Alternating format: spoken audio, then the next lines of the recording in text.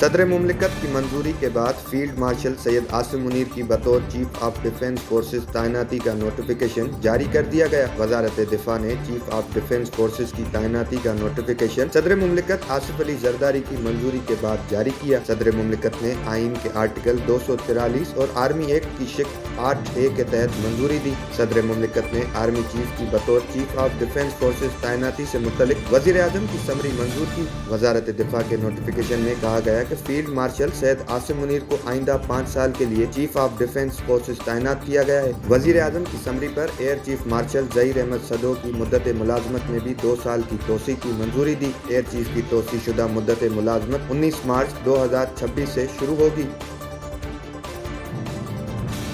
ہیلی کے محاذ پر بہادری کی عظیم داستان رقم کرنے والے میجر محمد اکرم شہید کا 54واں یوم شہادت آج عقیدت و احترام سے منایا جا رہا ہے۔ میجر محمد اکرم شہید کے یوم شہادت پر دن کا آغاز ملک بھر کی مساجد میں قرآن خوانی اور دعاؤں کا اہتمام کیا گیا۔ میجر محمد اکرم شہید کی بے مثال جرأت و بہادری کے اعتراف میں سب سے بڑے فوجی اعزاز نشان حیدر سے نوازا گیا۔ میجر محمد اکرم کی بے مثال جرأت، دلیری اور بے باکی کا اعتراف ہندوستانی کمانڈر ان چیف نے بھی کیا۔ جیلم میں میجر محمد اکرم شہید کی یادگار پر پھول رکھنے کی تقریب بھی منعقد ہوئی اور کمانڈر لیفٹیننٹ جنرل عامر حسین نواز نے تقریب میں مہمان خصوصی شرکت کی۔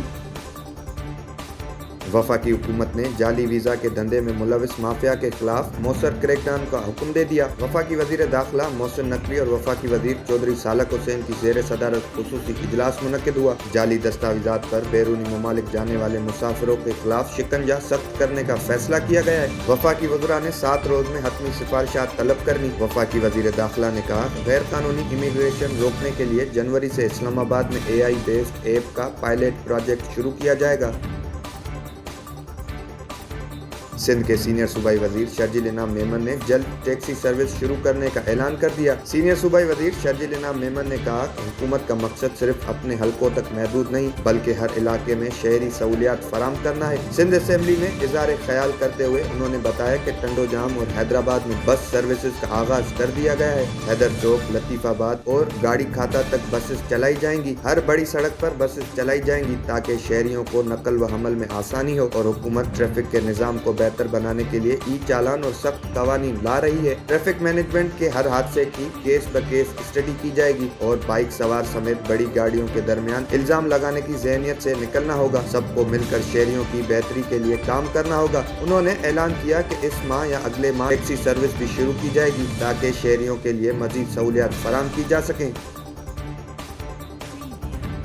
کراچی سے لاپتہ 16 شہریوں کے کیس میں پیش رفت۔ پولیس نے لاپتہ 7 افراد کی بازیابی سے متعلق رپورٹ عدالت میں پیش کر دی۔ سندھ ہائی کورٹ آئینی بینچ کو پولیس نے رپورٹ میں بتایا کہ لاپتہ شہری سراج، محمد اسحاق، فہد، زبیر، حیدر، عدنان سمیت دیگر کا سراغ لگایا گیا ہے۔ سراج، اسحاق، فہد اور زبیر سمیت دیگر شہری پولیس کو مختلف مقدمات میں مطلوب تھے۔ پولیس نے گمشدہ 6 شہریوں کو مقدمات میں گرفتار کر لیا۔ سچل تھانہ کے علاقے سے لاپتہ سید محمد علی گھر واپس آ گیا۔ عدالت نے 7 افراد کی بازیابی سے متعلق درخواستیں نمٹا دی۔ درخواست گزار وکیل نے عدالت کو بتایا کہ گھر واپس آنے والا سید محمد علی 2 ماہ سے لاپتہ رہا۔ پولیس نے گمشدگی کا مقدمہ درج نہیں کیا۔ عدالت نے محکمہ داخلہ سندھ، IG سندھ پولیس و دیگر سے 4 ہفتوں میں رپورٹ طلب کر لی۔